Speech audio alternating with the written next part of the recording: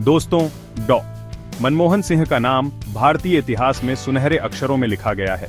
भारत के 13वें प्रधानमंत्री के रूप में उन्होंने देश को असाधारण आर्थिक विकास और सामाजिक बदलाव के दौर से गुजारा। 2004 से लेकर 2014 तक उनके कार्यकाल में भारत दुनिया के मंच पर एक ग्लोबल प्लेयर बनकर उभरा। लेकिन डॉ सिंह की विरासत प्रधानमंत्री कार्यालय में उनके समय से कहीं आगे तक फैली हुई है। उन्हें भारत के सबसे प्रतिभाशाली अर्थशास्त्रियों में से एक के रूप में सम्मानित किया जाता है। एक उत्कृष्ट टेक्नोक्रेट जिन्होंने 1990 के दशक में देश को आर्थिक बर्बादी से उबारा। ये लेख डॉ मनमोहन सिंह के जीवन और काम पर प्रकाश डालता है। पंजाब के एक छोटे से गांव से सत्ता के शिखर तक की उनकी यात्रा की पड़ताल करता है। डॉ सिंह की कहानी अटूट समर्पण, बौद्धिक कौशल और अपने देश की सेवा के लिए अडिग प्रतिबद्धता की कहानी है। स्वतंत्रता से पहले के भारत में जन्मे उन्होंने विभाजन के अशांत दौर और एक नए राष्ट्र के निर्माण की चुनौतियों को देखा। इन अनुभवों ने उनके विश्व दृष्टिकोण को गहराई से प्रभावित किया। उनमें हाशिए पर पड़े लोगों के प्रति सहानुभूति और शिक्षा की शक्ति में दृढ़ विश्वास पैदा किया। यही विश्वास था जिसने उन्हें अर्थशास्त्र में उच्च शिक्षा हासिल करने के लिए प्रेरित किया, एक ऐसा क्षेत्र जिसमें उन्होंने एक अमिट छाप छोड़ी। मनमोहन सिंह का जन्म 26 सितंबर 1932 को गाह गांव में हुआ था, जो अब पाकिस्तान में है। 1947 में भारत के विभाजन ने उनके परिवार को पलायन करने, शरण लेने और अमृतसर, भारत में एक नई शुरुआत करने के लिए मजबूर किया। उथल-पुथल और विस्थापन के बावजूद नौजवान मनमोहन सिंह ने अपनी पढ़ाई में उत्कृष्ट प्रदर्शन किया। उन्होंने अमृतसर के हिंदू कॉलेज में पढ़ाई की, जहां उनकी शैक्षणिक प्रतिभा निखरकर सामने आई। इसके बाद उन्होंने चंडीगढ़ के पंजाब विश्वविद्यालय से उच्च शिक्षा हासिल की, जहां से उन्होंने अर्थशास्त्र में स्नातक और स्नातकोत्तर दोनों डिग्रियां हासिल की। ज्ञान की प्यास और भारत के विकास में योगदान करने की इच्छा से प्रेरित होकर मनमोहन सिंह ने विदेशों में आगे की पढ़ाई करने का मन बनाया। उन्होंने दुनिया के सबसे प्रतिष्ठित संस्थानों में से एक कैम्ब्रिज विश्वविद्यालय में छात्रवृत्ति हासिल की। कैम्ब्रिज में उन्होंने खुद को अर्थशास्त्र के अध्ययन में डुबो दिया, अपने विश्लेषणात्मक कौशल को और निखारा और वैश्विक आर्थिक ताकतों की अपनी समझ को और गहरा किया। उनकी शैक्षणिक प्रतिभा स्पष्ट थी, जिससे उन्होंने सर्वोच्च सम्मान और अपने प्रोफेसरों की प्रशंसा अर्जित की। कैम्ब्रिज से वे शैक्षणिक उत्कृष्टता के एक और GRH ऑक्सफोर्ड विश्वविद्यालय चले गए। ऑक्सफोर्ड में ही उन्होंने भारत के आर्थिक विकास पर अपना शोध केंद्रित करते हुए डॉक्टरेट की उपाधि प्राप्त की। भारत के निर्यात प्रदर्शन का एक कठोर विश्लेषण, उनके डॉक्टरेट शोध प्रबंध ने भारतीय अर्थव्यवस्था के सामने आने वाली चुनौतियों और अवसरों पर बहुमूल्य अंतर्दृष्टि प्रदान की। गहन अध्ययन और शोध की इस अवधि ने भारत के आर्थिक सुधारों के एक प्रमुख वास्तुकार के रूप में उनकी भविष्य की भूमिका की नींव रखी। भारत लौटने पर डॉ मनमोहन सिंह ने शिक्षा और सार्वजनिक सेवा में एक विशिष्ट करियर की शुरुआत की। उन्होंने पंजाब विश्वविद्यालय में लेक्चरर के रूप में शुरुआत की और बाद में दिल्ली स्कूल ऑफ इकोनॉमिक्स में शामिल हो गए, जहां उन्होंने खुद को एक सम्मानित विद्वान और एक कुशल शिक्षक के रूप में स्थापित किया। आर्थिक सिद्धांत की उनकी गहरी समझ, भारत की आर्थिक चुनौतियों में उनकी व्यावहारिक अंतर्दृष्टि के साथ ने उन्हें नीति निर्माताओं के लिए एक मांग वाला सलाहकार बना दिया। 1971 में डॉ सिंह की विशेषज्ञता ने उन्हें नई दिल्ली में सत्ता के गलियारों तक पहुंचाया। वे एक आर्थिक सलाहकार के रूप में भारत सरकार में शामिल हुए, जिसने सार्वजनिक सेवा में उनकी लंबी और प्रभावशाली यात्रा की शुरुआत की। अगले 2 दशकों में उन्होंने कई महत्वपूर्ण पदों पर कार्य किया, जिनमें मुख्य आर्थिक सलाहकार, वित्त मंत्रालय में सचिव और योजना आयोग के उपाध्यक्ष शामिल हैं। इन भूमिकाओं में से प्रत्येक में उन्होंने जटिल आर्थिक मुद्दों को नेविगेट करने, अच्छी सलाह और अभिनव समाधान प्रदान करने की असाधारण क्षमता का प्रदर्शन किया। 1980 से 1985 तक भारतीय रिजर्व बैंक के गवर्नर के रूप में उनका कार्यकाल विशेष रूप से उल्लेखनीय था। इस दौरान उन्होंने कई महत्वपूर्ण सुधारों को लागू किया, जिससे भारत की वित्तीय प्रणाली मजबूत हुई और भविष्य के आर्थिक उदारीकरण की नींव पड़ी।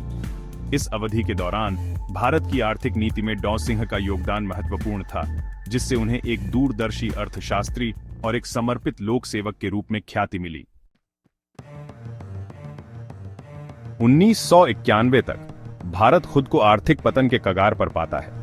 दशकों से चली आ रही समाजवादी नीतियों ने विकास को रोक दिया था, जिससे अर्थव्यवस्था अक्षमताओं और नौकरशाही बाधाओं के बोझ तले दब गई थी। विदेशी मुद्रा भंडार खतरनाक स्तर तक कम हो गया था, जिससे भारत की अंतर्राष्ट्रीय वित्तीय दायित्वों को पूरा करने की क्षमता को खतरा पैदा हो गया था। संकट की इस घड़ी में प्रधानमंत्री पी.वी. नरसिम्हा राव ने डॉ. मनमोहन सिंह की ओर रुख किया और उन्हें भारत का वित्त मंत्री नियुक्त किया। ऐसे नाजुक मोड़ पर वित्त मंत्री की भूमिका निभाना एक कठिन काम था, लेकिन डॉ. सिंह ने उल्लेखनीय दृढ़ता के साथ चुनौती का सामना किया। उन्होंने माना कि भारत का आर्थिक मॉडल टिकाऊ नहीं था और आपदा को टालने के लिए तत्काल साहसिक सुधारों की आवश्यकता थी।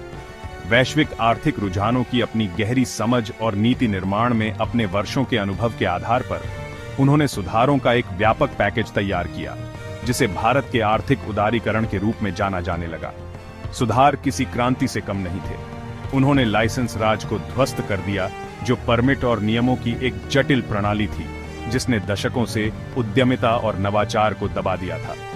आयात शुल्क में कटौती की गई, भारतीय बाजार को वैश्विक प्रतिस्पर्धा के लिए खोल दिया गया और घरेलू उद्योगों को और अधिक कुशल बनने के लिए मजबूर होना पड़ा।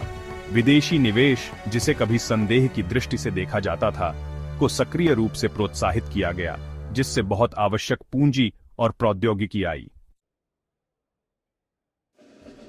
भाग 5, प्रधानमंत्री पद, भारत को 21वीं सदी में ले जाना। 2004 में एक आश्चर्यजनक मोड़ में डॉ. मनमोहन सिंह को संयुक्त प्रगतिशील गठबंधन सरकार का नेतृत्व करने के लिए प्रधानमंत्री के रूप में चुना गया था। चुनावी राजनीति में अनुभव की कमी के बावजूद एक ईमानदार व्यक्ति के रूप में उनकी प्रतिष्ठा, शासन की उनकी गहरी समझ और आर्थिक नेतृत्व के उनके ट्रैक रिकॉर्ड ने उन्हें आम सहमति वाला उम्मीदवार बना दिया। उनकी नियुक्ति ने भारत के लिए एक नए युग की शुरुआत की, जो समावेशी विकास और वैश्विक समुदाय के साथ अधिक जुड़ाव द्वारा चिह्नित था।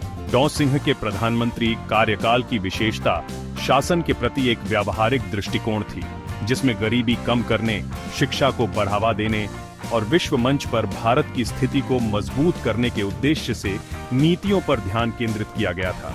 वह समझते थे कि आर्थिक विकास आवश्यक है, लेकिन इसे समावेशी होना होगा, जो समाज के सबसे गरीब और सबसे हाशिए पर पड़े वर्गों तक पहुंचे।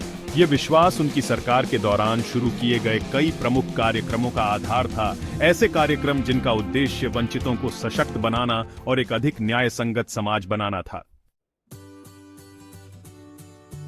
भाग 6, पहला, कार्यकाल, ग्रामीण विकास और वैश्विक जुड़ाव। 2004 से 2009 तक डॉ. सिंह के प्रधानमंत्री के रूप में पहले कार्यकाल में कई ऐतिहासिक सामाजिक कल्याण कार्यक्रमों को लागू किया गया, जिसका उद्देश्य ग्रामीण क्षेत्रों में रहने वाले लाखों भारतीयों के जीवन को बेहतर बनाना था।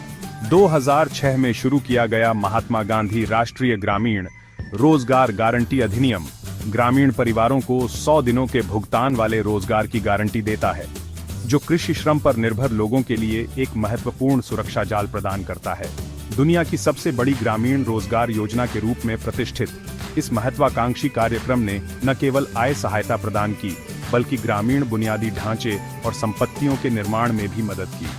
वैश्विक मंच पर डॉ. सिंह की सरकार ने प्रमुख शक्तियों के साथ भारत के संबंधों को मजबूत करने और अंतर्राष्ट्रीय संस्थानों में इसकी भूमिका को बढ़ाने के लिए काम किया।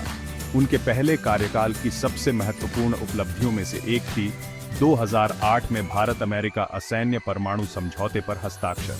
भारत के लिए दशकों से चले आ रहे परमाणु अलगाव को समाप्त करने वाले इस ऐतिहासिक समझौते ने एक जिम्मेदार परमाणु शक्ति के रूप में भारत की स्थिति को मान्यता दी और परमाणु ऊर्जा और प्रौद्योगिकी में सहयोग के रास्ते खोले।